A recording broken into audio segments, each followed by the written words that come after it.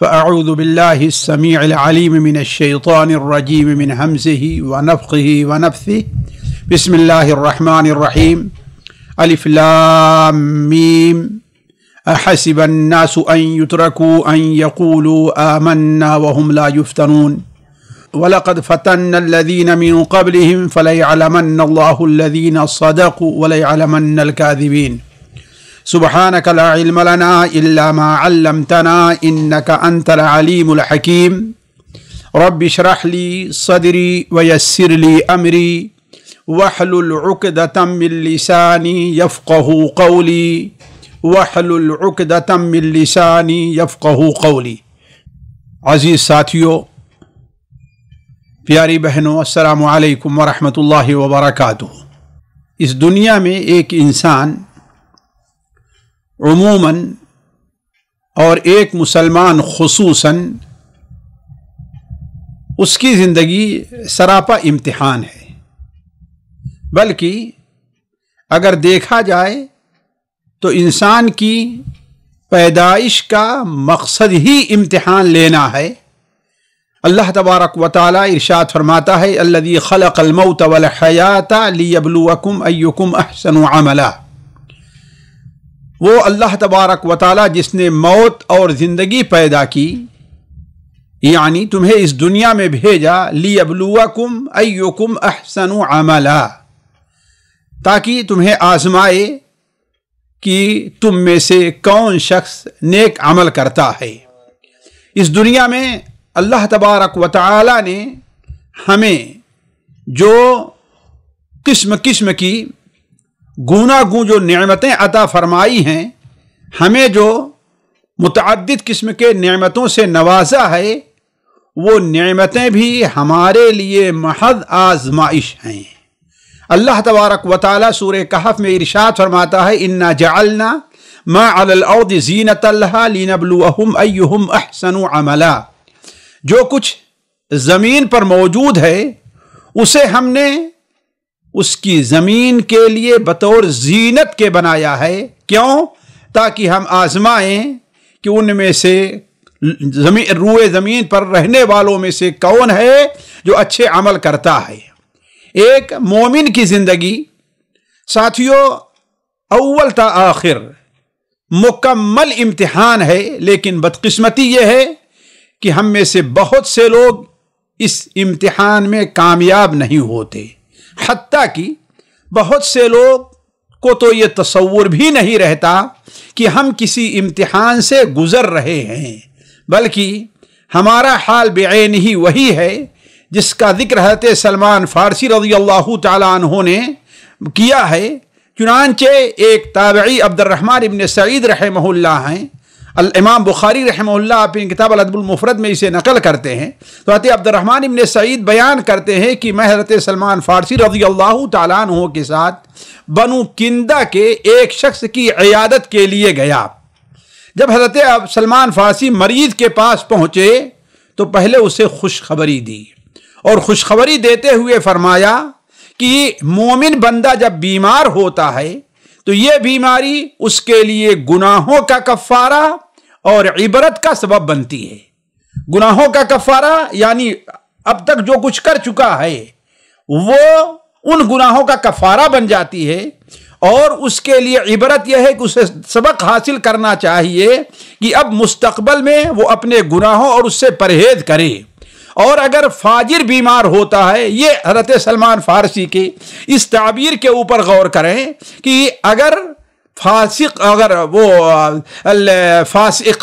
اور فاجر آدمی بیمار ہوتا ہے تو اس کی مثال اس اونٹ جیسی ہے جس کے مالکوں نے اسے باندھ کر کے رکھا اور پھر چھوڑ دیا.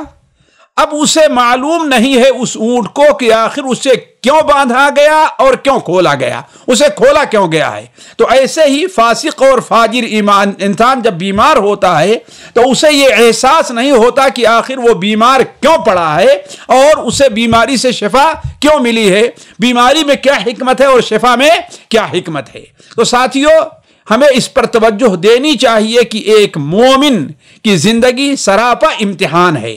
اس سے متعلق مجھے آپ کے سامنے چند باتیں رکھنی ہے، بلکہ تقریباً 4 یا 5 باتیں ہیں۔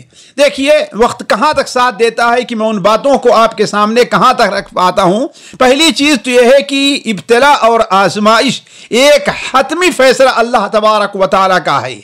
دوسری چیز یہ ابتلا اور جو آزمائش ہے کچھ ہمارے ہی ساتھ نہیں ہے، بلکہ ہم سے پہلے جو لوگ گزرے ہیں ان کے ساتھ بھی یہ معاملہ پیش آ چکا ہے۔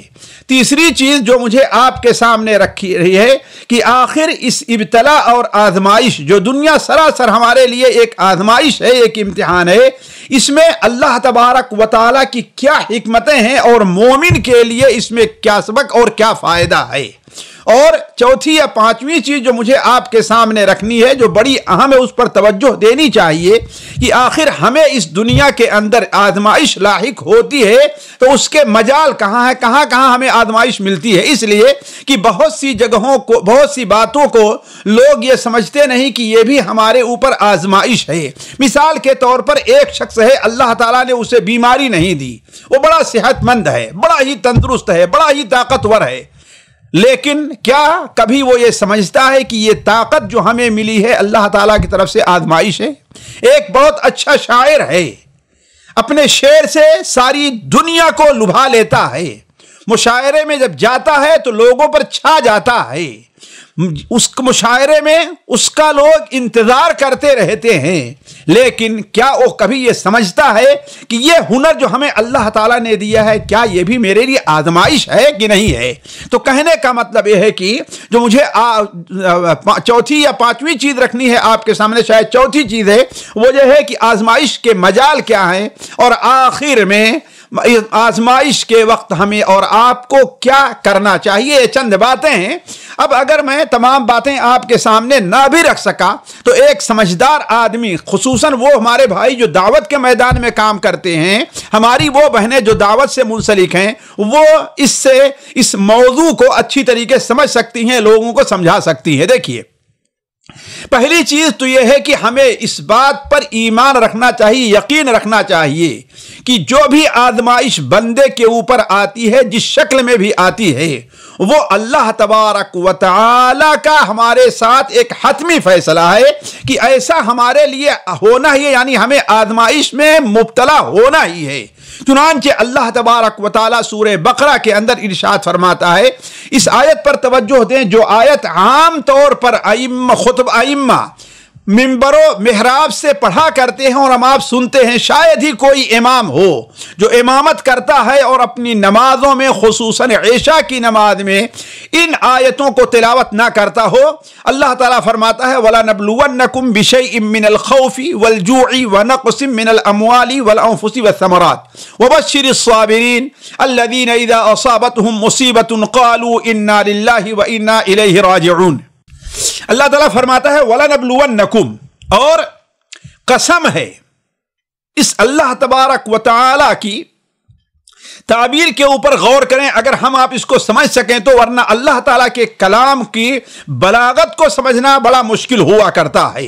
وَلَنَبْلُوَنَّكُمْ، اور قسم ہے ضرور بالضرور، اور قسم ہے ہم ضرور بالضرور آزمائیں گے تمہیں، خوف سے، فاقہ میں مبتلا کر کے، نیز جان اور مال اور پھلوں کے خسارے میں مبتلا کر کے ہم تمہاری آزمائش کریں گے۔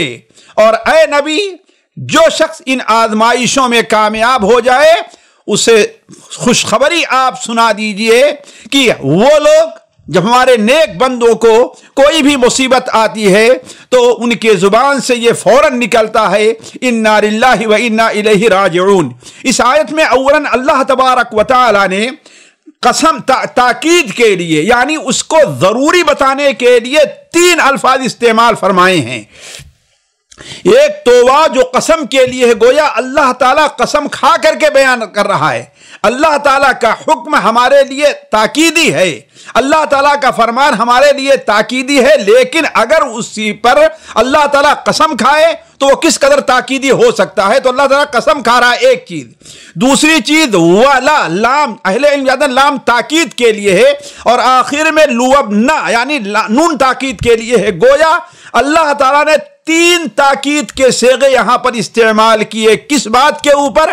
کہ 5 چیزوں سے تمہیں آزمائش کا سامنا کرنا پڑے گا اور ہم ضرور آزمائیں گے. وہ کیا ہے؟ کہ تمہیں فقر اور فاقہ سے سابقہ پڑے گا، خوف، دشمنوں کا خوف تمہیں لاحق ہوگا، تمہارے جان میں بھی کمی آئے گی، تمہارے مال میں بھی کمی آئے گی، اور تمہارے پھلوں میں بھی کمی کر کے ان 5 ذریعے سے ہم تم کو آزمائیں گے. آگے اللہ تعالیٰ ایک اور آیت جو سورہ آل عمران میں ہے، اللہ تعالیٰ فرماتا ہے لَتُبْلَوُنَّ فِي أَمْوَالِكُمْ وَأَنفُسِكُمْ وَلَا تَسْمَعُنَّ مِنَ الَّذِينَ أُوتُوا الْكِتَابَ مِنْ قَبْلِكُمْ وَمِنَ الَّذِينَ أَشْرَكُوا أَذًى كَثِيرًا. لَتُبْلَوُنَّ، مسلمانوں تمہیں اپنے مالوں میں اور اپنی جانوں میں ضرور آزمایا جائے گا. تم ضرور آزمائش کا سامنا کرو گے. تمہیں آزمائش آ کر کے رہے گی. کن کی طرف سے؟ وَلَا تَسْمَعُنَّ، اور یاد رکھو جو لوگ تم سے پہلے جن کو کتابیں دی گئی ہیں اور جو مشرکین ہیں ان سے تم بڑی اذیت کی باتیں سنو گے. تمہارے اوپر یہ آواز اٹھائیں گے کہ یہ تو اللہ کے نیک بندے بنتے ہیں، کہتے ہیں کہ ہم تو اللہ والے ہیں، پھر بھی آخر اللہ تعالیٰ انہیں آزمائش میں انہیں پریشانی میں کیوں ڈالتا ہے؟ آخر یہ لوگ بھوکے کیوں ہیں؟ اگر اللہ والے ہیں تو اللہ تو اپنے بندوں کے ساتھ رحیم ہے. یعنی اس قسم کی چیزیں تم سنو گے، اور اگر تم صبر کرے کیے اور اللہ تعالیٰ سے ڈرتے رہے تو بلا شبہ اللہ تبارک و تعالی کے نزدیک تمہارا یہ کام بڑے حوصلے کا ہوگا. تو کہنے کا مطلب یہ ہے کہ پہلی بات ہمیں یہ سمجھنا چاہیے قرآن اور احادیث کی روشنی میں کہ آزمائش کا آنا ہر انسان کے ساتھ، ہر مومن کے ساتھ حتمی اور ضروری ہے. اگر کوئی شخص یہ سمجھتا ہے کہ وہ اس کو آزمائش نہیں لاحق ہوئی ہے تو وہ بہت بڑی بھول میں ہے، اپنا محاسبہ کرے. دوسری چیز، یہ جو آزمائش ہمارے اور آپ کے ساتھ ہے یہ کوئی نئی چیز نہیں ہے. پچھلی امتوں بلکہ اللہ تعالیٰ کے تمام نیک بندوں کو اس سے سابقہ پڑتا رہا ہے. اللہ تبارک و تعالیٰ ارشاد فرماتا ہے الف لام میم سورہ العنکبوت کے شروع کے اندر احسب الناس ان یترکوا ان یقولوا آمنا وهم لا یفتنون. کیا لوگوں نے یہ سمجھ رکھا ہے کہ اگر انہوں نے یہ کہہ دیا کہ ہم ایمان لے آئے، ہم مسلمان ہو گئے، تو انہیں آزمایا نہیں جائے گا، انہیں چھوڑ دیا جائے گا؟ نہیں، انہیں ضرور آزمایا جائے گا. کیوں؟ وَلَقَدْ فَتَنَّا الَّذِينَ مِن قَبْلِهِمْ، ہم نے ان سے پہلے بھی لوگوں کو آزمایا ہے. یعنی اے امت محمد تم یہ نہ سمجھو کہ صرف تمہارے اوپر آزمائش ہے، نہیں، ہم نے تم سے پہلے لوگوں کو بھی آزمایا ہے. فَلَيَعْلَمَنَّ اللَّهُ الَّذِينَ صَدَقُوا، تاکہ اللہ تعالیٰ کے سامنے یہ واضح ہو جائے کہ سچا کون ہے اور جھوٹا کون ہے. وہ حدیث ہمیشہ اپنے آپ ہمیں آپ کو سامنے رکھنا چاہیے جو صحیح بخاری وغیرہ میں حضرت خباب بن ارت سے مروی ہے رضی اللہ تعالیٰ عنہ بیان کرتے ہیں کہ خباب بیان کرتے ہیں کہ آپ صلی اللہ علیہ وسلم ایک بار خانہ کعبہ کے سائے میں اپنی ایک چادر کو تکیہ بنا کر کے اسی پر ٹیک لگا کر کے لیٹے ہوئے تھے. کافروں کی اذیت ہم کو بہت پہنچ چکی تھی، یہاں تک کہ معاملہ صبر سے باہر ہوتا جا رہا تھا. تو ہم نے کہا اے اللہ کے رسول صلی اللہ علیہ وسلم الا تستنصر لنا الا تدعو لنا، اے اللہ کے رسول صلی اللہ علیہ وسلم آپ اللہ سے ہمارے لیے مدد نہیں طلب کریں گے؟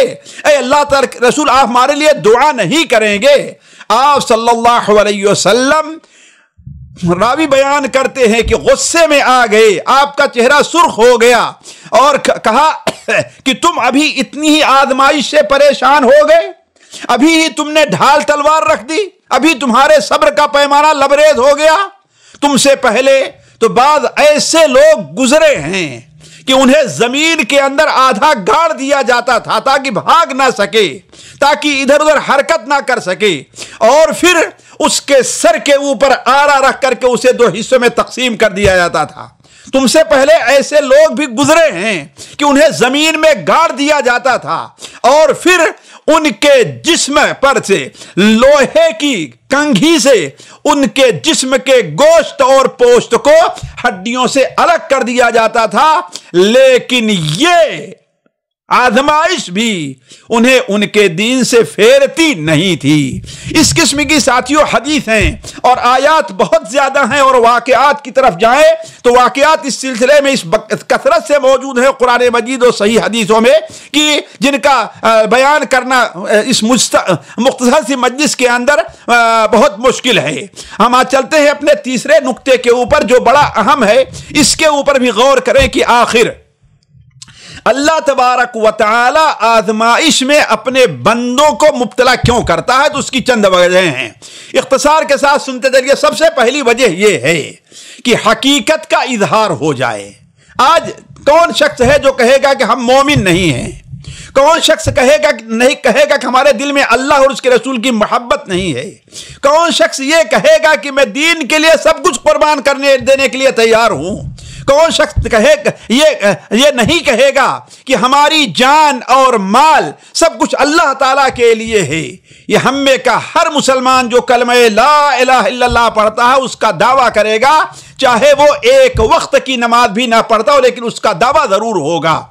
और हम में से हर शख्स के सामने ऐसे हादिसात और वाकयात आए होंगे कि बाद लोगों ने ऐसा दावा किया। मेरे बिल्कुल नौजवानी का मामला है कि एक शख्स शिर्क और बिदात के अंदर मुब्तला था, उससे कुछ बातें होने लगी तो वो हालांकि नमाज भी नहीं पढ़ा करता था वो, और दाढ़ी रखना तो बड़ी दूर की बात है, सिर्फ नाम से वो मुसलमान था लेकिन उसका कोई किरदार मुसलमानों का नहीं था। वो हमसे कहता है कि मौलवी साहब, हमारे दिल को अगर आप चीर कर देखें तो अल्लाह के रसूल की मोहब्बत भरी पड़ी हुई है। तो इसका दावा तो हर शख्स करता है, लेकिन सवाल यह है कि यह हकीकत जाहिर कैसे हो, यह मालूम कैसे हो कि हकीकी मोमिन कौन है और जो शख्स और कौन शख्स है जिसके दिल के अंदर निफाक के साथ साथ ईमान भी पड़ रहा है। तो सबसे पहली हिकमत आजमाइश में मुब्तला करने की यह है कि इंसान हकीकत वाज़ेह हो जाए, हकीकत जाहिर हो जाए। हालांकि अल्लाह ताला को मालूम है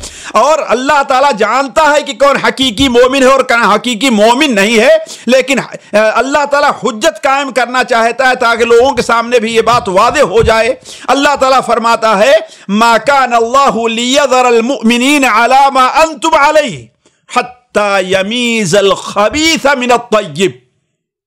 अल्लाह ताला मोमिनीन को इसी हाल पर ना छोड़ेगा जिस हाल पर तुम इस वक्त उन्हें देख रहे हो, जिस हाल पर तुम हो, ताकि वो नापाक को पाक लोगों से जुदा कर दे, ताकि मालूम हो जाए कि तय्यब कौन है, किसका दिल पाक और साफ है, किसके दिल में अल्लाह की मोहब्बत है। उसके दिल में अपने नफ्स की, अपने माल की और अपने औलाद की मोहब्बत ऐसी नहीं है जो अल्लाह की मोहब्बत के ऊपर गालिब आ जाए। तो लियमीज़ल खबीस मिन तय्यब, ताकि अल्लाह तबारक व तआला खबीस और तय्यब के अंदर इम्तियाज कर ले। दूसरी आयत जो सूरह मुहम्मद में है, अल्लाह ताला इरशाद फरमाता है, वला नबलुवन्नकुम हत्ता नअलमल मुजाहिदीन मिनकुम वस्साबिरीन व नबलुव अखबारकुम। और कसम है हम तुम लोगों को जरूर बिजरूर आजमाएंगे ताकि ये मालूम हो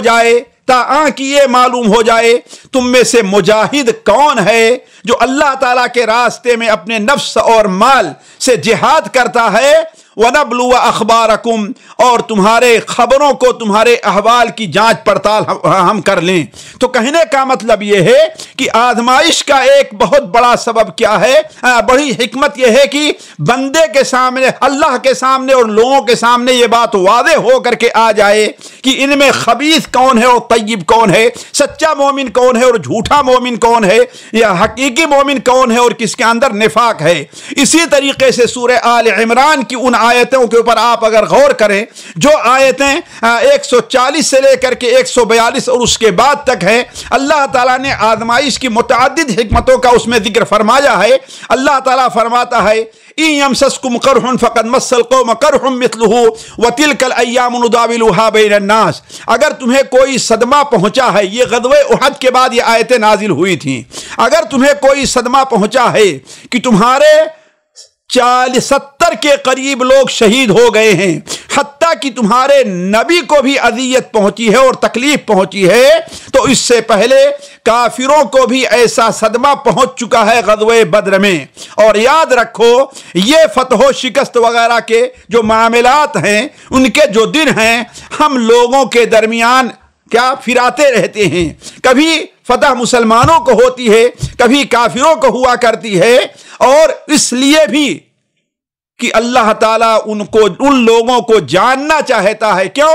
وَلِيَعْلَمَ اللَّهُ الَّذِينَ آمَنُوا، تاکہ اللہ تبارک و تعالیٰ جان جائے کہ مومن کون سے لوگ ہیں۔ اور دوسری حکمت کیا ہے؟ وَيَتَّخِذَ مِنْكُمْ شُهَدَاءَ، اور تم میں سے بعض کو اللہ تعالیٰ شہید کے مقام پر پہنچانا چاہتا ہے۔ وَاللَّهُ لَا يُحِبُّ الظَّالِمِينَ، اور اللہ تعالیٰ ظالموں کو پسند نہیں کرتا۔ وَلِيُمَحِّصَ اللَّهُ الَّذِينَ آمَنُوا، اور اللہ تبارک و تعالیٰ ان آزمائش میں اس لیے مبتلا کر رہا ہے تاکہ اللہ تعالیٰ مومنوں کو گناہوں کو مٹا دے، مومنوں کو گناہوں سے پاک صاف کر دے۔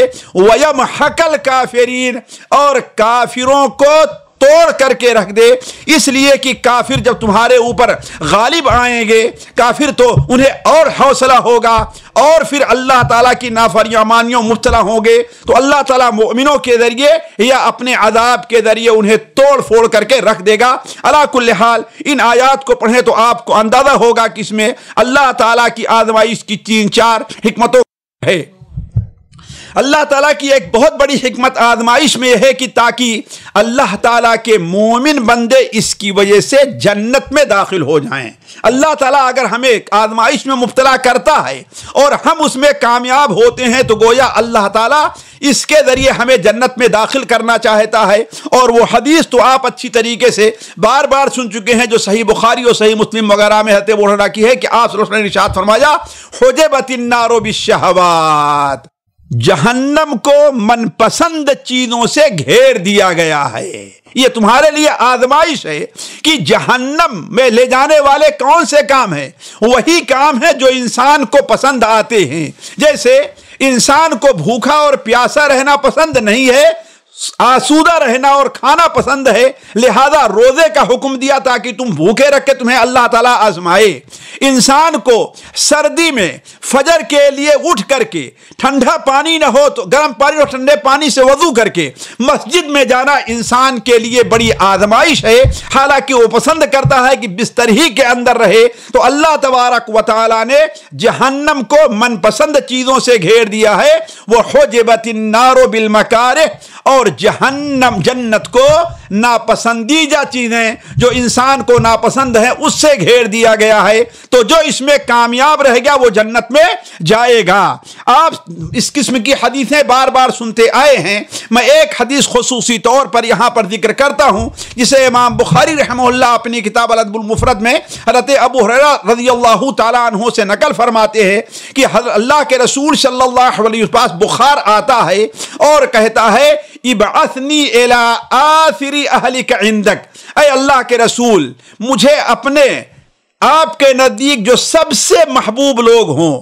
سب سے زیادہ قریب لوگ ہوں، مجھے ان کی طرف بھیج دیجئے۔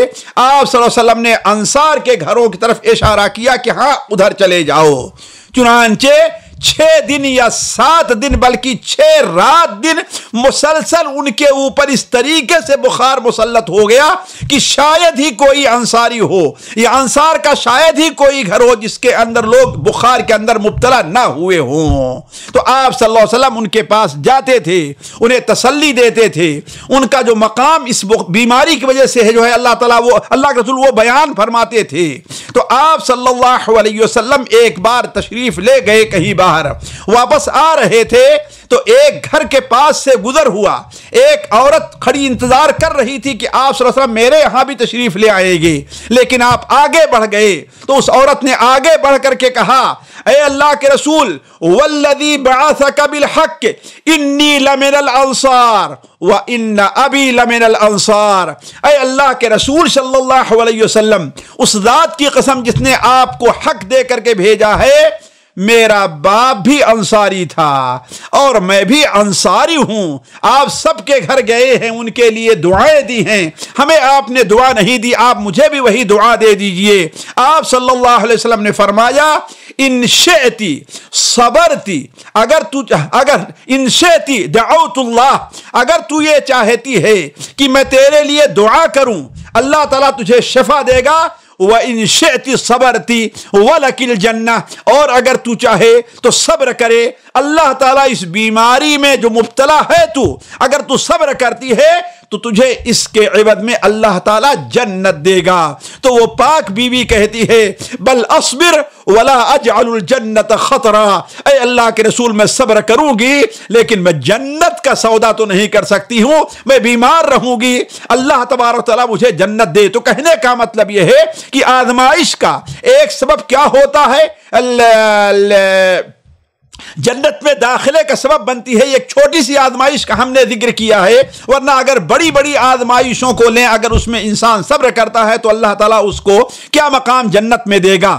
اسی طریقے سے جہاں جنت میں جانے کا سبب ہے وہیں جہنم سے نجات کا بھی سبب ہے. مثال کے طور پر ایک بیماری جو عام طور پر لوگوں کو لاحق ہوتی ہے یعنی بخار, اس سے متعلق اللہ کے رسول صلی اللہ علیہ وسلم نے ارشاد فرمایا الحم حظ کل مؤمن من النار, حظ کل مؤمن من النار, یہ جو بخار ہے جہنم میں جو مومن کا حصہ ملنے والا تھا اسے دنیا میں بخار کی شکل میں مل جا رہا ہے. سنن ترمذی کے اندر حضرت ابو ہریرہ کی ایک روایت ہے کہ اللہ کے رسول صلی اللہ علیہ وسلم ایک شخص کی عیادت کے لیے گئے جس کے بارے میں آپ نے سنا کہ وہ بڑا بھی اس کو بخار آیا ہے. چنانچہ آپ صلی اللہ علیہ وسلم نے اس کے دستے مبارک کو پکڑا اور اس کے پیشانی پر ہاتھ رکھا. یہ حدیث میں اس لیے بیان کر رہا ہوں کہ ہمارے یہاں بہت سے لوگ عیادت کرنے جاتے ہیں لیکن اس سنت کا اہتمام نہیں کرتے. تو آپ صلی اللہ علیہ وسلم نے اس کا ہاتھ پکڑا یعنی مصافحہ, پھر اس کے بعد اپنا دوسرا ہاتھ اس کے پیشانی پر رکھا. راوی بیان کرتے ہیں کہ اللہ کے رسول صلی اللہ علیہ وسلم اسے عیادت کا ایک ادب سمجھتے تھے, بلکہ کامل عیادت اسی صورت میں ہوگی کہ مریض کے پیشانی پر ہاتھ رکھا جائے. پھر اس کے بعد آپ صلی اللہ علیہ وسلم نے بیان فرمایا اے لوگ شخص, اے بیمار, اللہ تبارک و تعالی فرماتا ہے انما ہی ناری اسلطها على عبد المؤمن لتكون حظه من النار في الاخرہ, یہ میری آگ ہے یعنی بخار جسے میں اپنے مومن بندے پر مسلط کر رہا ہوں تاکہ اس کے لیے جہنم کے حصے کا آخرت میں بدل بن جائے. یعنی آخرت میں جو اسے جہنم ملنے والی ہے اس کے عوض اللہ تبارک و تعالیٰ اس کے اوپر یہ بخار مسلط کر دے رہا ہے. اسی طریقے سے آزمائش جو ہوتی ہے, اور وہ آزمائش جیسا کہ ہم نے کہا انسان کو 5 قسم کی آزمائشوں سے خصوصی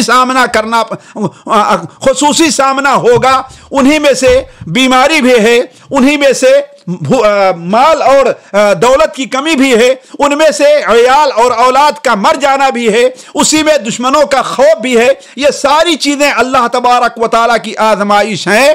اگر کوئی شخص اس آزمائش میں یا ان آزمائشوں میں کامیاب ہو جاتا ہے تو اللہ تبارک و تعالیٰ اسے اس کے گناہوں کا کفارہ بناتا ہے. چنانچہ سنن ترمذی میں, مستدرک حاکم میں اور امام بخاری رحمہ اللہ تعالی المفرد کے اندر حضرت ابو ہریرہ سے مروی ہے کہ اللہ کے رسول صلی اللہ علیہ وسلم نے ارشاد فرمایا ما یزال البلاء بالمؤمن والمؤمنہ فی نفسہ وولدہ ومالہ حتی یلقى اللہ وما علیہ خطیئہ.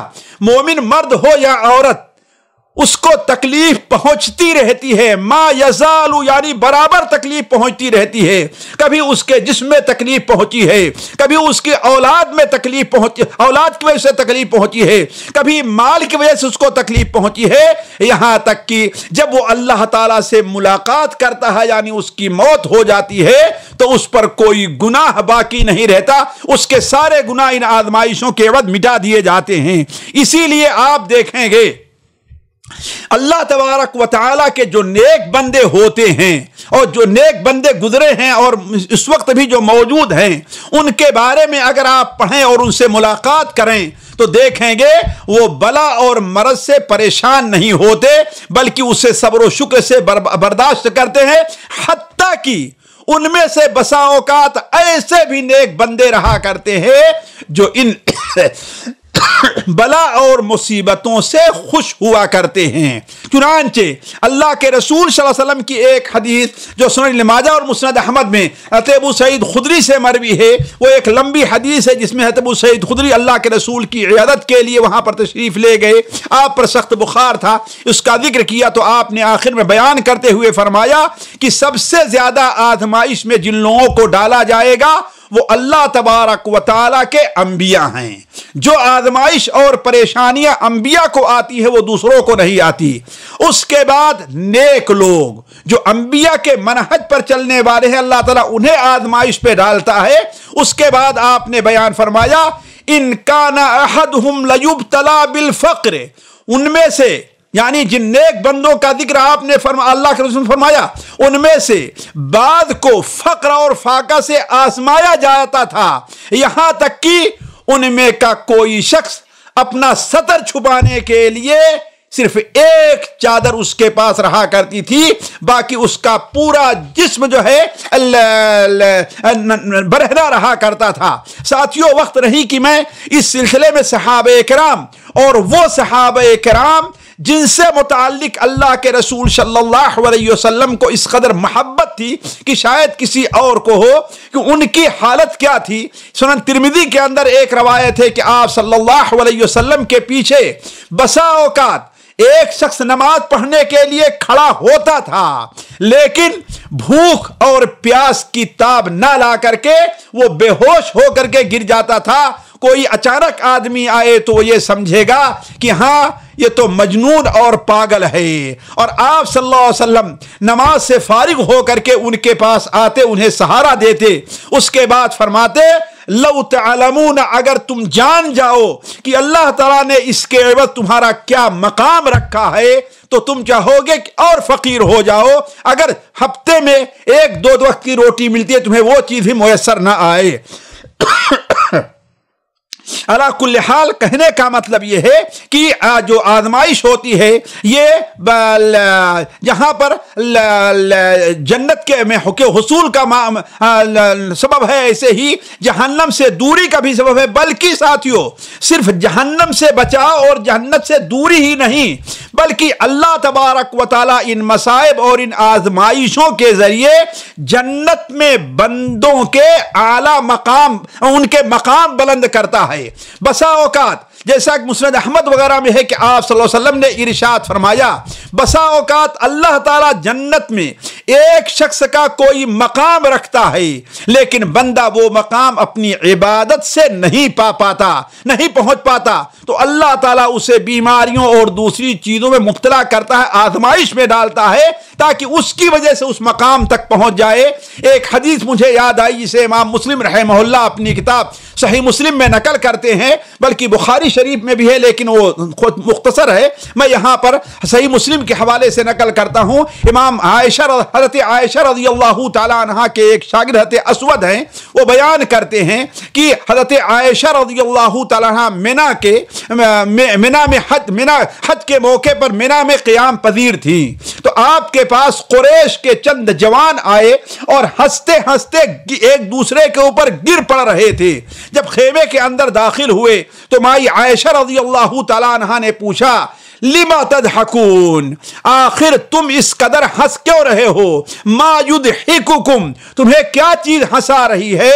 تو وہ کہنے لگے فلاں شخص ابھی جا رہا تھا اور یہ خیمے ان کی کھوٹیاں لگی، اس کی جو رسیاں ہیں اس میں اس کا پیر اڑا اور وہ سر کے بل اس طریقے سے گرا، قریب تھا کہ اس کی گردن ٹوٹ جاتی، اس پر ہمیں ہنسی آ گئی۔ آپ رضی اللہ تعالیٰ فرمایا کہ لا تضحکو، تم ہنسو نہیں، اس لیے کہ ہم نے اللہ کے رسول صلی اللہ علیہ وسلم سے سنا ہے ما من مسلم یشاق شوکۃ فما فوقها الا كتب الله لها بها درجہ ومحیت عنہ خطیہ، اگر کسی مومن کو کانٹا یا اس سے بھی کوئی چھوٹی چیز چبھتی ہے، یعنی اتنی بھی تکلیف پہنچتی ہے، تو اللہ تبارک و تعالیٰ اسے دو نعمتوں سے نوازتا ہے، اس کے ایک گناہ معاف کرتا ہے اور اس کے ایک درجے بلند کرتا ہے۔ تو کہنے کا مطلب یہ ہے کہ آزمائش کا ایک فائدہ یہ بھی ہے کہ اللہ تعالیٰ درجہ بلند کرتا ہے، اور ایک چیز ہے جس پر کم لوگ توجہ دیتے ہیں، اور میں چاہوں گا کہ اس کے اوپر توجہ دیں۔ بسا اوقات اللہ تبارک و تعالی بندے کو آزمائش میں اس لیے ڈالتا ہے کہ دنیا ہی میں اسے اچھا بدلہ دینا چاہتا ہے۔ قرآن اور حدیث کے اوپر آپ نظر کریں تو آپ کو دسیوں ایسے قصے مل جائیں گے۔ مثال کہتے ہیں یوسف علیہ السلام کو لے لیجئے، کہتے ہیں یوسف علیہ السلام کو آخر یہ جو جیل جانا پڑا، غلام بن جانا پڑا، آخر آزمائش آئی کہ نہیں آئی؟ اور وہ بھی 1-2 سال نہیں، کتنے سالوں تک جیل میں رہنا پڑا؟ آخر وجہ کیا؟ اس کے ذریعے سے اللہ تعالیٰ نے انہیں کس مقام تک پہنچایا ہے، ذرا دیکھیے اللہ تعالیٰ دنیا ہی میں کتنا بڑا بدلہ دینا چاہتا ہے۔ مائی عائشہ رضی اللہ تعالیٰ کا واقعہ جو آپ کے اوپر افک کا واقعہ، اس کے اوپر آپ غور کر لیجئے کہ مائی عائشہ کو کس قدر تکلیف ہوئی ہے، کتنے پریشانی ہے۔ ہم میں کوئی آدمی، عام آدمی ہو، اگر اسے اس کے اوپر تہمت لگائی جائے زنا کی، حتیٰ کہ اگر کوئی شخص حقیقت میں برا ہو اس کے اوپر تہمت لگائی جائے، اگر لوگوں کو معلوم ہے کتنا اس کو تکلیف ہوگی، تو چہ جائے کہ مائی عائشہ کو کتنی تکلیف ہوئی ہوگی۔ اور 1-2 دن نہیں، 1 ہفتے 10 دن نہیں، بلکہ 1 مہینہ، بلکہ 1 مہینہ نہیں، 40 دن ایسے گزر گئے کہ لوگ یہ سمجھتے رہے، کتنے لوگ، کہ مائی عائشہ نعوذ باللہ گنہگار ہیں۔ یہ کتنی بڑی آزمائش آئی، لیکن اس کے بعد کتنا بڑا مقام ملا، ذرا سوچیں آپ کہ 7ویں آسمان سے اللہ تعالیٰ ان کی برات نازل فرمائی۔ یہ معمولی چیز نہیں تھی، اور معمولی برات نہیں، بلکہ ایسی تقریباً 16 آیتیں ہیں ایسی نازل فرمائی اللہ تبارک و تعالی نے، جو منبر و محراب سے قیامت تک پڑھی جاتی رہے گی۔ مائی عائشہ کا ذکر خیر لوگ کرتے رہے، یہ کتنا اونچا مقام ہے۔ ساتھیو، میں آپ سے کہہ رہا ہوں شواہد اس قسم کے بہت زیادہ ہیں، اگر آپ کے سامنے رکھیں۔ مشکل ہماری یہ ہے کہ وَكَأَيٍّ مِّنْ آیَةٍ فِي السَّمَاوَاتِ وَالْأَرْضِ يَمُرُّونَ عَلَيْهَا وَهُمْ عَنْهَا مُعْرِضُونَ۔ آسمان اور زمین میں کتنی ایسی نشانیاں ہیں جس پر سے یہ گزرتے ہیں، لیکن ہم اس پر توجہ نہیں دیتے۔ یاد آئی مجھے ایک مثال، اسے میں ذکر کر دینا چاہتا ہوں، جو بالکل تازہ مثال ہے، ممکن سے 1.5-2 مہینہ کا معاملہ ہوگا۔ انڈونیشیا کے اندر قرآن حفظ کے مقابلے کا عورتوں کے لیے ایک پروگرام رکھا گیا، جس کا انعام، پہلا انعام تھا 10,000 ریال۔ انڈونیشیا کا یہ ہمارے خیال سے 1 ملین جا کر کے یعنی 10,000 سعودیہ کا شاید 10 لاکھ روپیہ انڈونیشیا کا بنتا۔ اور کیا تھا یہ؟ لڑکیوں کے حفظ قرآن کا مسابقہ تھا۔ آپ بھی میسرہ نامی لڑکی ڈال کر کے دیکھیں، آپ نیٹ کے اوپر آپ کو یہ واقعہ مل جائے گا۔ اور اگر ایک معتبر داعی نے یہ بات نہ بیان کی ہوتی تو میں آپ کے سامنے اس کا ذکر نہ کرتا۔ جب وہ اپنی باری میں اپنے موقع پر آتی ہے پڑھنے کے لیے، اسٹیج کے اوپر آئی، تو اللہ تعالیٰ ان لوگوں کو ہدایت دے جو وہاں پر بیٹھے تھے۔ اس نے کہا کہ چہرہ کھولو۔ اس نے کہا کہ یہ تو نہیں ہو سکتا، کہا کہ یہ نظام ہے، اگر تمہیں مقابلے میں شریک ہونا ہے تو چہرہ کھولنا پڑے گا۔ ساتھیو، وہ کیفیت دیکھیے اس بچی کی، کتنے دنوں سے اس نے قرآن مجید کو یاد کیا ہوگا، تیار کی ہوگی۔ ہو سکتا ہے کسی غریب اور فقیر کی بیٹی ہو، کتنی بڑی امید لے کر کے شریک ہوئی ہوگی، اور کتنی محنت کی ہو، ذرا آپ سمجھیں۔ میں اس ویڈیو کو دیکھ رہا تھا کہ بسا اوقات وہ اپنے برقعے کو اٹھانا، لیکن پھر ہاتھ اس کا رک جاتا ہے۔ یہ اللہ تعالیٰ کی مدد ہوتی ہے اپنے بندوں کے ساتھ۔ کس قدر وہ آزمائش اور فکر کے اندر مبتلا رہی ہوگی، کھولوں کہ نہ کھولوں، یہ کیا کروں۔ آخر میں اس نے مائک لیا اور کہا کیا مائک کو میں ایسے ڈال کر کے نہیں پڑھ سکتی؟ اس پر بھی وہ راضی نہیں ہوئے، پھر وہ اس کے ہاتھ پیر کانپ رہے ہیں۔ آخر میں وہ مائک کو وہاں پر رکھ دیتی ہے اور کہتی کہ آصفہ یا استاد لا استطیع، میں واپس جا رہی ہوں، معذرت کے ساتھ استاد میں یہ نہیں کر سکتی، میں واپس چلی جاؤں گی۔ اور وہ بے غیرت لوگ بھی جو بیٹھے تھے وہ اس پر راضی ہو گئے۔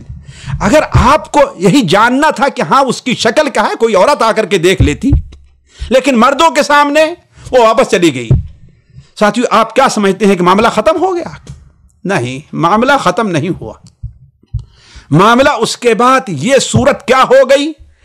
یہ آج کل جانتے ہیں سوشل میڈیا کا دور ہے، تھوڑی ہی دیر کے اندر پورے انڈونیشیا اور اس سے باہر یہ خبر پھیل گئی۔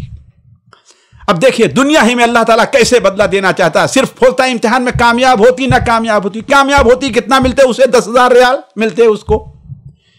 اس کے پاس ٹیلی فون آنے لگے اور اس قدر ہدیہ اس کو پاس آنے لگا کہ 2 دن کے بعد اسے اپنا موبائل بند کر دینا پڑا، اس لیے کہ اتنے لوگ اس سے ٹیلی فون کر لگے دنیا کے کونے کونے سے، اور اتنا اس کے پاس، اسے جتنا وہاں نہ ملتا اس سے کہیں زیادہ اس کے پاس آ گیا۔ اور کس قدر اس کی ناموری ہوئی اس کے اس آزمائش میں ثابت قدم رہنے پر، حتیٰ کہ ایک پرائیویٹ چینل نے انڈونیشیا کے، اس نے اس کو والد باپ کے ساتھ بلایا اور اس کی حقیقت لوگوں کے سامنے رکھی، اور اسے 1 ملین یعنی 10 لاکھ انڈونیشی روپے کے بجائے کتنا دیا اسے؟ 30 لاکھ انڈونیشین روپیہ اس کو دیا۔ حضرات دیکھیں، ایک کو چھوڑا اس نے اللہ تعالیٰ کے لیے، کتنا مل گیا اسے؟ 3 مل گیا۔ اور صرف یہی نہیں بلکہ اس چینل نے کچھ فاعل خیر کی مدد سے ایک مسابقہ رکھا، جس مسابقے کا نام ہی اس لڑکی کے نام پر، میسرہ کے نام پر رکھا گیا، قرآن کا مسابقہ ہوگا۔ ذرا سوچیں۔ تو کہنے کا مطلب یہ ہے کہ بسا اوقات اللہ تعالیٰ آزمائش میں ڈالتا ہے اس لیے کہ اسی دنیا میں اسے اس کا اچھا بدلہ دینا چاہتا ہے۔ ساتھیوں، بات دوسری طرف جا رہی ہے، میں ان باتوں کو ذکر نہیں کرنا چاہتا اس لیے کہ وقت کم ہے۔ ساتویں جو حکمت ہوا کرتی ہے آزمائش کی، وہ کیا ہے ساتھیوں؟ توحید کی حقیقت کا ثبوت ہو جائے، یہ چیز ثابت ہو جائے کہ اس دنیا اور وما فیہا اور اس سے اوپر تک جو کچھ ہے، اگر کسی کو قدرت حاصل ہے تو صرف اللہ تعالیٰ کو ہے، کسی اور کو قدرت حاصل نہیں۔ یہ واضح کرنا ہے اللہ تبارک و تعالیٰ کو، ورنہ یہ انبیاء بیمار نہ ہوتے۔ اللہ کے رسول صلی اللہ علیہ وسلم 1 مہینہ کیسے آپ کی زندگی گزری ہے مائی عائشہ پر جب تہمت لگی تھی، کم سے کم کاغذ اور قلم یا زبان سے اسے نہیں بیان کیا جا سکتا۔ آپ کے اوپر جو کچھ گزری ہوگی، جس مقام پر آپ فائز تھے، اور آپ کے اوپر آپ کے گھر میں اتنا بڑا الزام لگ جائے، ذرا سوچیں آپ، یہ کتنی آزمائش رہی ہوگی۔ وہ صرف اسی لیے حضرت حسین رضی اللہ تعالیٰ عنہ کو شہادت کا جو معاملہ پیش آیا، وہ یہی ہے کہ موت اور زندگی اور اپنے نفع اور نقصان کے حسین بھی ایک ذرے کے مالک نہیں ہے، ایک ذرے کے مالک نہیں ہے۔ اگر حقیقی مالک ہے تو کون ہے؟ اللہ تبارک و تعالی ہے۔ چنانچہ نبی کریم صلی اللہ علیہ وسلم کے زبانی اللہ تعالیٰ قرآن مجید میں نبی صلی اللہ علیہ وسلم کا کیا حکم دے رہا ہے کہ آپ کیا فرمائیے لوگوں سے؟ آپ کہہ دیجئے قُلْ لَا أَمْلِكُ لِنَفْسِي نَفْعًا وَلَا ضَرًّا إِلَّا مَا شَاءَ اللَّهُ وَلَوْ كُنْتُ أَعْلَمُ الْغَيْبَ لَاسْتَكْثَرْتُ مِنَ الْخَيْرِ وَمَا مَسَّنِيَ السُّوءُ إِنَّمَا أَنَا نَذِيرٌ وَبَشِيرٌ لِقَوْمٍ يُؤْمِنُونَ۔ اے لوگو، میں خود اپنے آپ کے لیے، اپنی ذات کے لیے کسی نفع اور نقصان کا مالک نہیں ہوں، اللہ کہ اللہ تعالیٰ مجھے کوئی فائدہ پہنچانا چاہے، نقصان پہنچانا چاہے۔ اور یاد رکھو، میں غیب بھی نہیں جانتا۔ لو کنت اعلم الغیب لاستکثرت من الخیر، اگر مجھے غیب معلوم ہوتا تو اپنے لیے خیر ہی خیر جمع کر لیتا، مجھے کوئی مصیبت اور پریشانی لاحق نہ ہوتی۔ تو کہنے کا مطلب یہ ہے کہ اللہ کے رسول صلی اللہ علیہ وسلم یا انبیاء کے اوپر جو یہ مصیبتیں آتی ہیں، اس سے توحید کا اظہار ہے کہ اللہ کے رسول جو ہیں وہ، یا کوئی ولی جو ہے، یا کوئی نیک شخص جو ہے، وہ اللہ تبارک و تعالی کے جو معاملات ہیں اسے ایک ذرے برابر بھی دخل نہیں ہے۔ کس کو مارنا ہے، کس کو جلانا ہے، کس کو اولاد دینا ہے، کس کو بے اولاد رکھنا ہے، کس کو بیمار کرنا ہے، کس کو شفا دینا ہے، کس کو مالدار کرنا ہے، کس کو غریب رکھنا ہے، یہ سارے جو معاملات ہیں صرف اور صرف اللہ تعالیٰ کے ہیں۔ الا لہ الخلق والامر، پیدا اس نے کیا ہے اور حکم کس کا چلتا ہے؟ اسی کے چلتا ہے، کسی اور کا حکم نہیں چلتا۔ اللہ کے رسول صلی اللہ علیہ وسلم جب مدینہ منورہ تشریف لے آئے تو آپ صلی اللہ علیہ وسلم کے ایک بڑے صحابی تھے، بلکہ آپ صلی اللہ علیہ وسلم نے جنہیں نقیب نقبہ میں بنایا تھا بیعت عقبہ کے موقع پر، ان میں سے ایک یہ بھی تھے اسعد ابن زرارہ، ابو امامہ رضی اللہ تعالی عنہ۔ وہ بیمار ہوئے اور ان کے گلے میں کوئی بیماری لاحق ہوئی کہ نبی کریم صلی اللہ علیہ وسلم نے بڑی کوشش کی، کوئی کسر باقی نہیں رکھی آپ نے ان کا علاج نہ کیا ہو، لیکن ان کا انتقال ہو گیا۔ ان کا انتقال ہوا تو یہود کہنے لگے کہ یہ کون سے نبی ہیں، حلا دفع عن صاحبہ الموت، اپنے ساتھی کو موت سے کیوں نہیں بچا سکے، اپنے شاگرد کو موت سے کیوں نہیں بچا سکے، یہ کون سے نبی، ان کے ہاتھ میں اتنا کچھ بھی نہیں ہے۔ آپ صلی اللہ علیہ وسلم نے ارشاد فرمایا، اے ابو امامہ، آپ کے علاج کے لیے ہم نے کوئی کوتاہی جو مجھ سے ہو سکتی تھی اس میں ہم نے کوئی بھی کوتاہی نہیں کی جو ہم سے کچھ ترکیب ہو سکتی تھی، ہم نے کسی کے لیے کہنے کا کوئی موقع نہیں چھوڑا۔ آج یہودی یہ کہہ رہے ہیں کہ اس نے اپنے ساتھی کی جان کیوں نہ بچا لی، تو انہیں یاد رکھنا چاہیے کہ ما املک لہ ولا لنفسی شیئا، میں اپنے لیے اور اس کے لیے کسی چیز کا مالک نہیں ہوں۔ مالک کون ہے؟ اللہ تعالیٰ حقیقت میں ہے۔ تو اللہ تعالیٰ آزمائش سے یہ بھی واضح کرنا چاہتا ہے کہ اس میں اللہ تعالیٰ نفع اور نقصان پہنچانے میں اللہ تعالیٰ اکیلا ہے، اس کو کا کوئی ساتھی نہیں ہے۔ اسی لیے قرآن مجید کے اندر اللہ تبارک و تعالیٰ نے نبیوں کے جو قصے بیان کیے ہیں اس کے اندر آپ دیکھیے کہ حضرت نوح علیہ السلام کہا رب ان قومی کذبون، اے اللہ تعالیٰ میری قوم نے جھٹلایا ہے۔ کہیں کہتے ہیں رب انی مغلوب فانتصر، اے اللہ تعالیٰ میں مجبور ہو گیا ہوں، میرے ہاتھ میں اب میرے پاس اب طاقت نہیں ہے، اے اللہ تعالیٰ فانتصر، تو ہی میری مدد کرنے والا ہے۔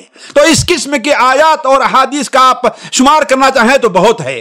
اسی طریقے سے اللہ تبارک و تعالیٰ کی جو آزمائش ہے اس کی ایک وجہ یہ ہے کہ آزمائش کے ذریعے اللہ تبارک و تعالیٰ اپنے بندوں کو اپنی محبوبیت کے مقام پر پہنچانا چاہتا ہے کہ اللہ ان سے محبت کرتا ہے۔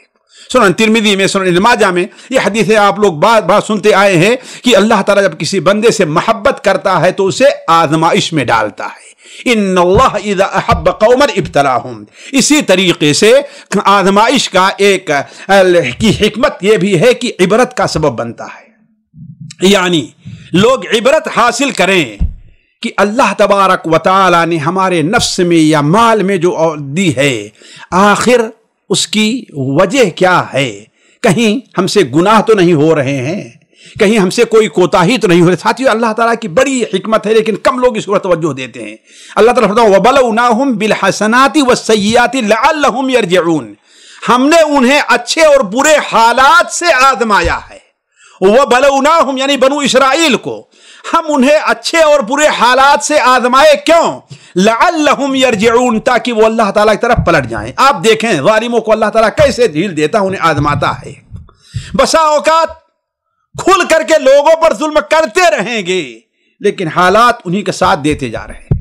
اس کی سب سے بڑی مثال دیکھیے، ابھی ہمارے ہندوستان کے اندر جو NRC یا اس کا معاملہ آیا، اس پر جو لوگ دھرنے پر بیٹھے، اللہ تعالیٰ نے ایسے حالات بیماری پیدا کر جو انہی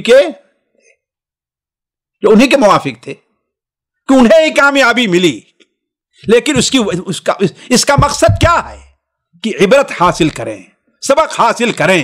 لعلہم یرجعون، تاکہ لوگ سبق حاصل کریں۔ تو کہنے کا مطلب یہ ہے ساتھیو، اس طریقے سے بہت سی چیزیں ہیں کہ اللہ کے رسول صلی اللہ علیہ وسلم نے وعدے کیا کہ ایک بیماری جو ہوتی ہے وہ مسلمان کے لیے کیا ہے، وہ عبرت کا سبب ہے۔ اس کے علاوہ اور بہت سی چیزیں ہو سکتی ہیں تاکہ بندہ اپنے اللہ کی طرف رجوع کرے اور خواب غفلت سے بیدار ہو۔ ایک مومن اپنے اوپر اللہ تعالیٰ کی جو دیگر کسی کو آزمائش میں دیکھ کر کے اللہ تعالیٰ کی جو نعمتیں ہیں ان کو یاد کرے۔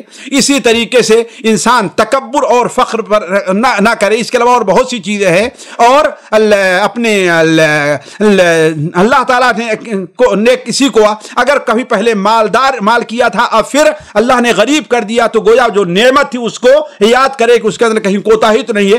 اس قسم کی بہت سی حکمتیں ہوتی ہیں۔ اب ہم آتے ہیں آپ کے سامنے کہ آخر یہ امتحان کا اور آزمائش کے میدان کہاں کہاں سے ہیں، یہ بڑی اہم چیز ہے۔ دیکھیے اللہ تبارک و تعالیٰ ارشاد فرماتا ہے سورہ انبیاء میں، کل نفس ذائقۃ الموت، ہر نفس کو موت کا مزہ چکھنا ہے۔ اس کے بعد وَنَبْلُوكُمْ بِالشَّرِّ وَالْخَيْرِ فِتْنَةً، اور ہم تمہیں آزمائیں گے بالخیر والشر، خیر کے ساتھ بھی اور شر کے ساتھ بھی۔ اس آیت کی تفسیر میں حضرت عبداللہ ابن عباس رضی اللہ عنہ بیان فرماتے ہیں، یعنی تمہیں آزمائیں گے مصائب و آلام میں مبتلا کر کے، دنیاوی امور کی فراوانی کے ذریعے، صحت کے ذریعے، مرد کے ذریعے، مالداری اور تونگری کے ذریعے، فاقہ اور فاقہ کے ذریعے، حلال اور مشروع اور حرام اور نامشروع وسائل کے ذریعے، طاعت کی توفیق دے کر کے، معصیت کے مواقع فراہم کر کے، ہدایت کا راستہ تمہارے سامنے رکھ کر کے، ضلالت کا راستہ تمہارے سامنے کھول کر کے، اس طریقے سے ہم تمہیں آزمائیں گے۔ تو کہنے کا مطلب یہ ہے کہ آزمائش کا جو میدان ہے بڑا وسیع ہے۔ مثال کے طور پر سب سے پہلی چیز، مال اور رزق میں فراوانی کے ذریعے بھی اللہ تعالیٰ آزماتا ہے۔ حالانکہ اس پر لوگ توجہ کم دیتے ہیں، سمجھتے ہیں کہ جس کو مال نہیں ملا ہے اسی کے اوپر اللہ کی آزمائش ہے، جو بھوکے مر رہا ہے اسی پر اللہ کی آزمائش ہے۔ وہ آزمائش ہے، لیکن اسی طریقے سے مال کی فراوانی بھی اللہ تعالیٰ کی بہت بڑی آزمائش ہے۔ باغ والوں کا قصہ آپ سورہ القلم میں پڑھیں، اِنَّا بَلَوْنَاهُمْ كَمَا بَلَوْنَا أَصْحَابَ الْجَنَّةِ إِذْ أَقْسَمُوا لَيَصْرِمُنَّهَا مُصْبِحِينَ، اللہ نے انہیں کیسے آزمایا تھا، بڑا خوبصورت پھل والا باغ عطا کیا تھا۔ قوم سبا کا قصہ اللہ تعالیٰ نے بیان کیا ہے، وہ بھی ان کے لیے آزمائش تھی۔ سورہ کہف میں دو باغوں والوں کا قصہ بیان کیا گیا ہے، وَاضْرِبْ لَهُم مَثَلَ الرَّجُلَيْنِ جَعَلْنَا لِأَحَدِهِمَا جَنَّتَيْنِ۔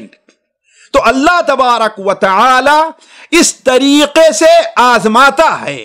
اللہ تبارک و تعالی نے بنو اسرائیل کے 3 آدمیوں کا جو واقعہ اللہ کے رسول نے سنایا ہے اس کو بھی کیسے آزمایا تھا کہ 3 آدمیوں کو اللہ تعالیٰ کیسے آزمایا تھا۔ ایک جو ابرص تھا یعنی کوڑھی تھا، اور دوسرا گنجا تھا، اور تیسرا اندھا تھا۔ یہ 3 کو آزمایا نا اللہ تعالیٰ نے، تینوں کو صحت دی، جو بیماری تھی وہ دور کر دیا، اور کیا دیا اس کے بعد؟ ہر ایک کو مال دیا، کسی کو اونٹ دیا، کسی کو گائے دیا، اور کسی کو بکری دیا۔ اب اللہ تعالیٰ نے دیا آزمائش کے طور پر، اور ایک فرشتے کو بھیجا بھی آزمانے کے لیے۔ جیسے فرشتے کو بھیجا تو پہلے ان کی بیماری کو درست کیا فرشتے نے ہاتھ رکھ کر کے، ایسے ہی اللہ نے انہیں دوبارہ بھیجا بھی، جس میں 2 ناکام ہوئے اور 1 کامیاب ہوا۔ تو جس طریقے سے مال کا چھن جانا اللہ تعالیٰ کی آزمائش ہے، ایسے ہی اللہ تبارک و تعالی مال دے کر کے بھی لوگوں کو آزماتا ہے۔ تو اگر کسی کی نوکری اچھی ہے، کسی کی تجارت اچھی چل رہی ہے، کسی کے پاس پیسے بہت آ رہے ہیں، تو وہ یہ نہ سمجھے کہ یہ صرف اللہ تعالیٰ کی نعمت ہے۔ یہ اللہ کی نعمت ہے لیکن بطور آزمائش کے ہے۔ اللہ کے رسول صلی اللہ علیہ وسلم کی وہ حدیث طبرانی اوسط حضرت عبداللہ ابن عمرو سے ہے کہ آپ صلی اللہ علیہ وسلم نے ارشاد فرمایا، ان للہ عند اقوام نعما، اللہ تعالیٰ کچھ قوموں کو، کچھ لوگوں کو اپنی نعمتوں سے نوازتا ہے، اور ان کے پاس اسی وقت تک اس نعمت کو باقی رکھتا ہے جب تک اس نعمت کو لوگوں کے کام میں وہ لوگ لگاتے ہیں۔ لیکن جب ان نعمتوں کو صرف اپنی خواہشات کے پورا کرنے میں صرف کرنے لگے تو اللہ تعالیٰ ان سے چھین کر کے دوسروں کو دے دیتا ہے۔ تو اللہ تبارک و تعالیٰ یہ مال اور دولت جو ہم کو اور آپ کو دے رہا ہے، یہ آزمائش ہے۔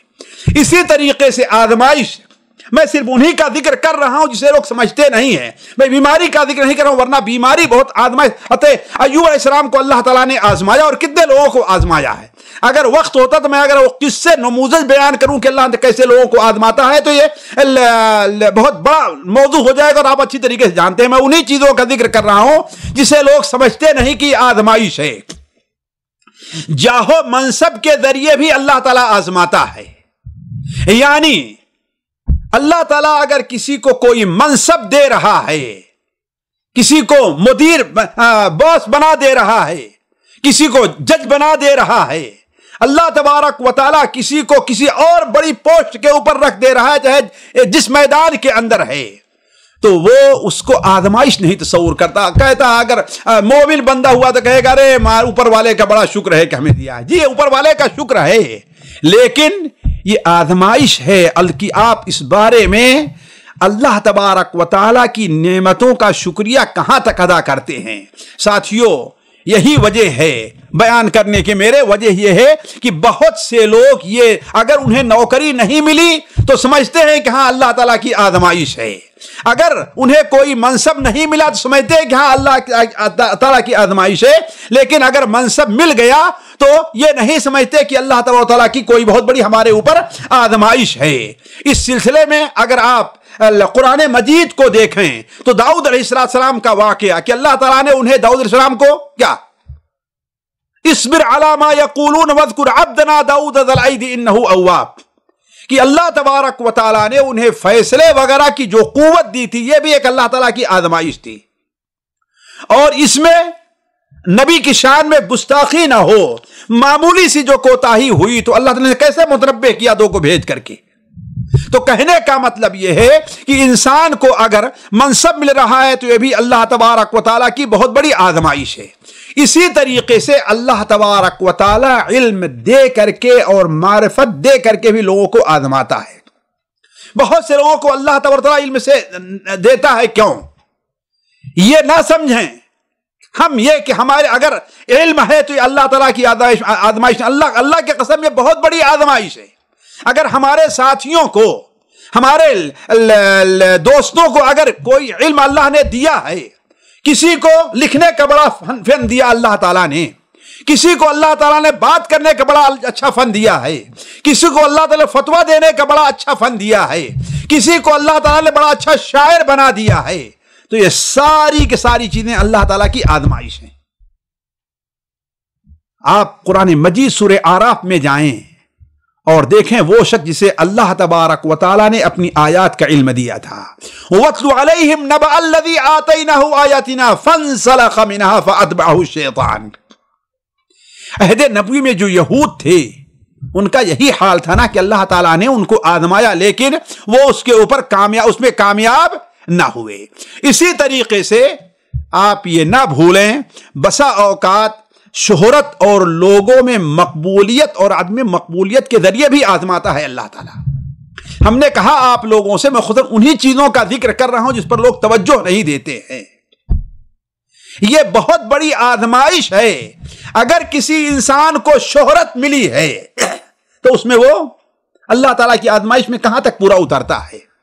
और अगर किसी को शोहरत नहीं मिली है, जरा मिसाल के तौर पर एक शख्स है, उसके पास बहुत इल्म है और अपना इल्म लोगों को अच्छी तरीके से बतला भी सकता है, लेकिन लोग उसकी तकरीर सुनने ही नहीं आते हैं। एक बड़ा अच्छा मुकर्रिर रहा करता है, लेकिन उसके गांव वाले उसके करीब आते ही नहीं। कोई भी इल्जाम उसके ऊपर लग जाया करता है। यह भी अल्लाह ताला की आजमाइश है कि इस आजमाइश में वो कहां तक कामयाब रहता है। इसी तरीके से एक शख्स है, उसकी तकरीरें लोग जगह जगह सुनते हैं और बहुत लोग सुन रहे हैं, इंतजार करते हैं तो उसकी तकरीर कब हो। यह भी अल्लाह तबारक व तआला की बहुत बड़ी आजमाइश है। मैं आपके सामने सिर्फ दो एक मिसाल देता हूं ताकि समझने में आपको आसानी हो, वरना अगर गौर करें, खुद अल्लाह के रसूल सल्लल्लाहु अलैहि वसल्लम को अल्लाह ताला ने आजमाया है इस सिलसिले में। आप अल्लाह के रसूल सल्लल्लाहु अलैहि वसल्लम के ताइफ जाने का वाकया आप देखें। आप सल्लल्लाहु अलैहि वसल्लम ताइफ में तकरीबन 10 दिन रहे हैं और इस 10 दिन में आपने کسی شخص کو شاید نہیں چھوڑا ہے جس کے پاس پہنچے نہ ہو آپ نے. آپ اکیلے بھی لوگوں سے ملے ہیں, آپ حاکموں سے بھی جا کر کے لوگوں سے ملے ہیں, آپ بازار بھی لوگوں سے ملے ہیں, لیکن 10 دن آپ سے بہتر اللہ کی بات پہنچانے والا کوئی اور ہو سکتا ہے؟ نہیں ہو سکتا. آپ سے بہتر سمجھانے والا کوئی ہو سکتا ہے؟ نہیں ہو سکتا ہے. آپ سے اچھے طریقے سے دعوت کام کرنا کوئی ہو سکتا ہے؟ نہیں ہو سکتا ہے. لیکن 10 دنوں کے اندر ایک شخص بھی آپ کی بات ماننے کے لیے تیار نہیں ہوا, بلکہ ایک شخص جو باہر سے آیا تھا وہ غور سے آپ کی بات سن بھی رہا تھا, تو لوگوں کو خطرہ ہوا تو اسے بلایا کہ یہاں پر آؤ, کیا کر رہے ہو تم. چنانچہ مسند احمد میں ایک صحابی خالد العدوانی رضی اللہ تعالیٰ عنہ بیان فرماتے ہیں کہ ہم نے اللہ کے رسول صلی اللہ علیہ وسلم کو ثقیف میں مشرق نامی بازار میں اپنی کمان یا چھڑی پر ٹیک لگا کر کے ہم نے کھڑے دیکھا آپ کو کہ آپ کھڑے ہیں. جب آپ صلی اللہ علیہ وسلم اہل طائف کے پاس اپنی مدد کے لیے گئے تھے, وہ بیان کرتے ہیں خالد رضی اللہ تعالی عنہ کہ اس وقت آپ سورہ الطارق کی تلاوت کر رہے تھے. ذرا دیکھیے دعوت کے میدان میں کتنی عمدہ صورت ہے. والسماء والطارق وما ادراک ما الطارق ان کل نفس لما علیہا, ذرا دیکھیں, ان کل نفس لما علیہا حافظ. گویا آپ واضح کر رہے تھے کہ لوگوں تم ایسے بیکار نہیں ہو, اللہ نے تمہیں جو ایک اچھلتے جوش والے نطفے سے پانی سے پیدا کیا ہے, اتنی تمہیں خوبصورت سی شکل و صورت دی ہے, تو یہ بیکار نہیں ہے. یاد رکھو ان کل لمحہ علیہ حافظ, تم میں سے ہر ایک کے اوپر اللہ تعالیٰ کی طرف سے ایک نگراں ہے. اور پوری صورت آپ پڑھتے ہیں کس قدر اچھے اسلوب میں دعوت پیش کی گئی, خطر آخرت پر ایمان کی, اللہ تعالیٰ پر کی توحید کی دعوت کیسے اس میں دی گئی ہے. تو آپ صلی اللہ علیہ وسلم سورہ طارق تلاوت فرمائی حضرت خالد کہتے ہیں, اور کہتے ہیں ہم نے اسے پوری یاد کر لی. وہ کہتے ہیں کہ زمانے جاہلیت میں بھی ہم نے اس سورت کو پڑھا اور یاد کیا, اور اب مسلمان ہو گیا پھر بھی پڑھ رہا ہوں. وہ بیان کرتے ہیں کہ میں اہل طائف کو, میں آپ پاس کھڑا تھا, اہل طائف نے مجھے بلایا اور مجھ سے پوچھا اس شخص سے تم نے کیا سنا ہے. تو کہا میں نے ان کے سامنے سورہ الطارق پڑھ کر کے سنا دی. ان لوگوں نے کہا, یا وہاں پہ جو موجود قریش تھے ان لوگوں نے کہا ہم اپنے بھائی کے بارے میں, آدمی کے بارے میں اچھی طریقے سے جانتے ہیں, اگر ہمیں یہ معلوم ہوتا یہ کوئی خیر لے کر کے آیا ہے تو ہم اس کی اتباع کر لیتے. یعنی گویا ایک آدمی جو آپ کی بات سے متاثر ہو رہا تھا اسے بھی لوگوں نے بلا لیا اور اسے آپ بات نہیں سننے دیا. تو کہنے کا مطلب یہ ہے ساتھیوں کہ یہ آزمائش جو ہو سکتی ہے بسا اوقات مقبولیت کے ذریعے. آج اگر کسی کو یہ مقبولیت ملی ہے تو یہ آزمائش ہے کہ لوگوں کی طرف وہ کہاں کہاں تک قبول کرتا ہے اور اخلاص کے ساتھ بغیر پیسے کو قبول کرتا ہے, اور کون ہے جو اپنے تقریر اور محاضرات کو لوگوں کے لیے بیچ رہا ہے. 50,000 اب تو معمولی ہو گیا, 1 لاکھ مہینے میں 4 خطبے دوں گا, جس کے لیے جو ہے 10 لاکھ روپے ہم کو چاہیے. یہ کڑوے واقعات ہے جو ہمارے ہاں پائے جا رہے ہیں ساتھیوں. یہ آزمائش ہے اللہ جس میں فیل ہو رہے ہیں یہ لوگ جو. تو کہنے کا مطلب یہ ہے کہ اللہ تعالیٰ شہرت یا اس کے ذریعے بھی لوگوں کو آزماتا ہے. علی کل حال اس سلسلے میں باتیں بہت ہیں, میں مختصر کر کے صرف گنا کر کے چلتا ہوں کہ آخر آزمائش اور ابتلا کے موقع پر ہمارا موقف کیا ہونا چاہیے. ساتھیوں سب سے پہلے صبر ہے. آپ جانتے ہیں اللہ تعالیٰ نے جہاں پر لوگوں کو یہ بارے میں یہ فرمایا کہ انہیں آزمایا جائے گا, سب سے پہلے اللہ نے اس سے پہلے کیا فرمایا, یا ایھا الذین آمنوا استعینوا بالصبر والصلاۃ ان اللہ مع الصابرین. اے ایمان والو اللہ تعالیٰ کی مدد حاصل کرو صبر کر کے اور نماز پڑھ کر کے. تو گویا ہم میں سے کوئی بھی کسی کو بھی آزمائش آ رہی ہے خیر کے ساتھ یا اس شر کے ساتھ, مال نہیں ہے یا مال ہے, صحت نہیں ہے یا صحت موجود ہے, ہمیں اولاد ہے یا اولاد نہیں ہے, کسی بھی شکل میں جو آ رہا ہے تو ہمیں صبر سے کام لینا چاہیے. اور جانتے ہیں صبر کیا چیز ہے. اللہ کے رسول نے صبر کو ضیاء قرار دیا, یعنی روشنی ہے. تو گویا اس روشنی میں چل کر کے انسان صحیح راستے پر پہنچ سکتا ہے. دوسری چیز کیا ہے, انسان یہ سوچے کہ ہر چیز اللہ تعالیٰ کی طرف سے مقدر ہے. میری روزی اللہ تعالیٰ نے اسی وقت لکھ دی تھی جب بھی میں ماں کے پیٹ میں تھا, ہمیں حرکت کرنے کی بھی ہمارے اندر طاقت نہیں تھی. اس سے اللہ نے میری روزی لکھ دی ہے اس وقت. تو انسان یہ سوچے اسی طریقے سے اللہ تعالیٰ کے ساتھ حسن ظن کا دامن نہ چھوڑے کہ اللہ تعالیٰ کے ساتھ ہمارا ظن جو رہے کہ بہتر، یعنی اللہ تعالیٰ میرے ساتھ جو معاملہ کر رہا ہے یہ معاملہ میرے لیے بہتر ہے، اللہ تعالیٰ کی گویا یہ رحمت ہے میرے اوپر۔ کیوں؟ اللہ تعالیٰ اپنی مخلوق، اپنے بندوں پر ان کی ماؤں سے بھی زیادہ مہربان ہے۔ جیسے ایک ہفتہ پہلے ایک موضوع یہ آیا تھا اللہ تعالیٰ کے حسن ظن، اس کے اوپر غور کر لیجئے۔ اسی طریقے سے یہ سوچے کہ اللہ تبارک و تعالیٰ کی جو مصیبتیں ہمارے اوپر آ رہی ہیں وہ نعمتوں کے مقابلے میں کم ہیں۔ اگر انسان اس کے اوپر ذرا غور کر لے، عموماً لوگوں کو جو نعمتیں ملی ہیں وہ زیادہ ہیں مصیبتوں کے مقابلے میں۔ اور پانچویں چیز استغفار اور توبہ۔ حضرت اسماء بنت ابی بکر رضی اللہ عنہ کے بارے میں آتا ہے کہ جب بھی ان کے سر میں درد ہوتا تو اپنا سر پکڑ کر کے بیٹھ جاتی ہیں اور کہتی ہیں کہ اللہ معاف کرے، یہ جو کچھ ہم کو پہنچا ہے یہ ہمارے گناہوں کی عوض ہے، اور جتنا اللہ نے معاف کر دیا ہے وہ تو بہت زیادہ ہے۔ تو انسان توبہ اور استغفار کرے۔ اور آخری چیز انسان دعا اور اللہ تعالیٰ کے ساتھ تعلق اپنا جوڑے رکھے۔ یہ نہیں کہ ہمیں کچھ کھانے پینے کی چیز تھی تو ہم نماز میں آیا کرتے تھے، اور ہم جو ہے اب بھوکے ہیں، پریشان ہیں، تو ہمیں جب اللہ نے فراوانی دی تھی تو ہم حلال روزی کھانے کا اہتمام کیا کرتے تھے، لیکن جب ہمارے میں تنگی آ گئی تو ہم حرام کی پرواہ نہیں کر رہے۔ ایسے نہیں، بلکہ دعا کرتا رہے اور اللہ تعالیٰ سے اپنا تعلق جوڑے رہے، کبھی بھی اللہ تعالیٰ سے اپنا تعلق نہ توڑے۔ اللہ تبارک و تعالیٰ سے دعا ہے کہ اللہ تعالیٰ ہمیں ان آزمائشوں کے اندر ثابت قدم رکھے اور ہمیں اللہ تعالیٰ کامیاب کرے۔ سبحانک اللہم و بحمدک، اشہد ان لا الہ الا انت، استغفرک و اتوب الیک۔ سامعین کرام، ہمارے علمی اور عوامی دروس اور سوال و جواب کی مجلسوں سے آپ خود بھی مستفید ہوں اور اپنے دوست و احباب کے ساتھ بھی شیئر کریں۔ عین ممکن ہے کہ آپ کے شیئر سے کسی کی اصلاح اور آپ کے لیے صدقہ جاریہ بن جائے۔ واٹس ایپ پر اسلامک میسج حاصل کرنے کے لیے نمبر نوٹ فرمائیں: یعقوب عزیز 00966 5089 59707۔ واٹس ایپ سوال جو آپ گروپ میں ایڈ ہونے کے لیے نمبر نوٹ فرمائیں: عبدالسلام عمری 00966 502627 622۔ نمبر بھیجتے ہوئے نام اور پتہ ضرور لکھیں۔ اسی طرح ہمارے یوٹیوب چینل اسلامی دعویٰ کو ضرور سبسکرائب کریں تاکہ ہماری ہر نئی اور اہم ویڈیو کی اطلاع آپ کو فوری حاصل ہو جائے۔ تمام دروس، مقالات اور سوال و جواب سیریز کے لیے ہماری مشہور ویب سائٹ www.islamidawah.com کا مشاہدہ کرتے رہیں۔ السلام علیکم ورحمۃ اللہ وبرکاتہ۔